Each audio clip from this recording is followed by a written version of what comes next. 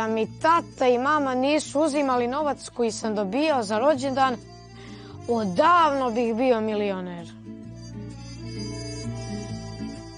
Zašto sama ne mogu da vodim računa o džeparcu? Ja bih ga pametno trošila. Slatkiši, igrice, trampolina. Da sam ja vlast, osnovna valuta bi bila zagrljaj. I on bi vrijedio 10 osmijeha.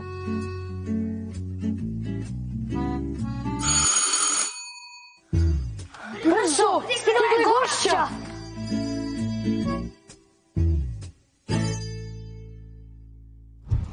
Naša današnja gošća Marija završila je ekonomiju i došla je da sa nama popriča o novcu. Donijela nam je neka objašnjenja nekih pojmova kao što su elektronsko bankarstvo, kredit, inflacija, depozit, platne kartice, transakcioni računi. Ja ovo ne mogu ni da izgovorim.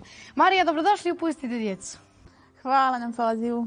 Moram da vam priznam da o novcu vrlo malo znam, osim da ne raste na drvetu, jer mi to majka često ponavlja. Pa eto, već znaš jednu važnu lekciju o novcu, da novac ne raste na drvetu, ali za svakodnevni život potrebno su nam malo veća znanja o novcu i upravo nam ovakve manifestacije pomažu u tome. Manifestacija koju obilježavamo ovih dana u Crnoj Gori, koja se zove Global Money Week, odnosno Svjetska nedjelja novca i koja se obilježava u brojnim zemljama svijeta.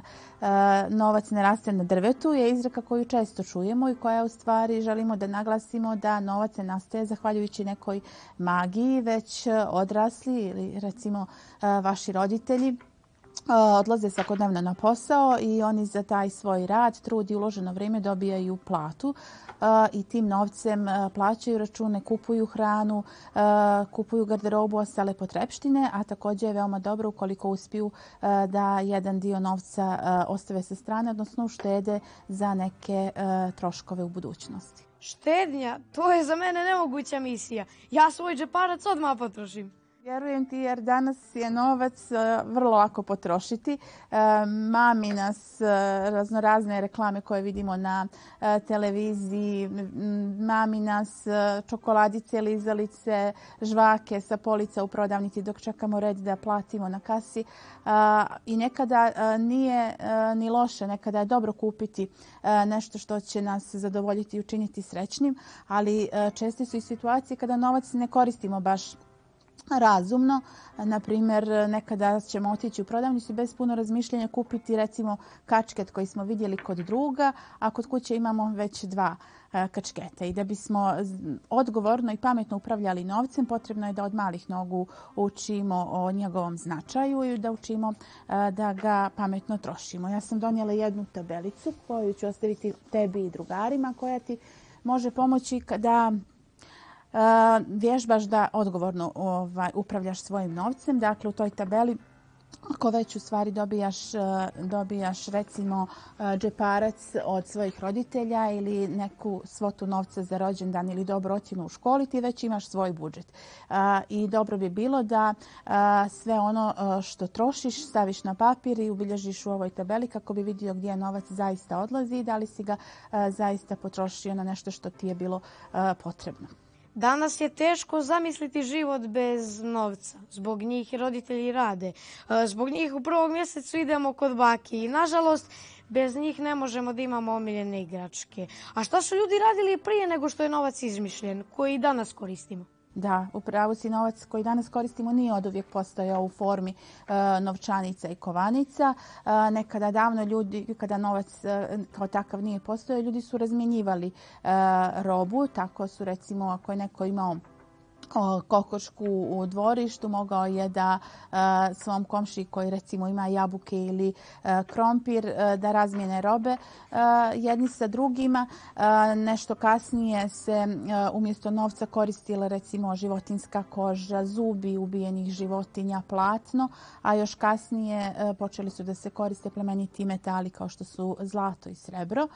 a novac današnji koji poznajemo pojavio se negdje u 18. vijeku. Prve platne kartice pojavile su se prije nekih 100 godina, a već danas razgovaramo o takozvanom digitalnom nevidljivom novcu. Ali bez obzira kako on izgleda, služi nam da u stvari odredimo vrijednost proizvoda koje koristimo, pa tako znamo da recimo sveska košta 2 eura, ranac košta 20, kompjuter 200 i na taj način određujemo vrijednost. Dakle, mi novcem određujemo vrijednost nečega. Ipak najvažnije stvari su nemjerljive novcem, je li tako? Bravo, ti već znaš jednu važnu životnu lekciju. Najvažnije stvari ne mogu se kupiti novcem. Evo, recimo drugarstvo. Ne možemo kupiti novcem, u njega treba ulagati trud, vrijeme i brigu o drugima i upravo neka to bude, osim poruke da je važno brinuti o novcu i potrošnji novca, neka i to bude poruka današnje emisije, da ulažete i njegujete drugarstvo među vama.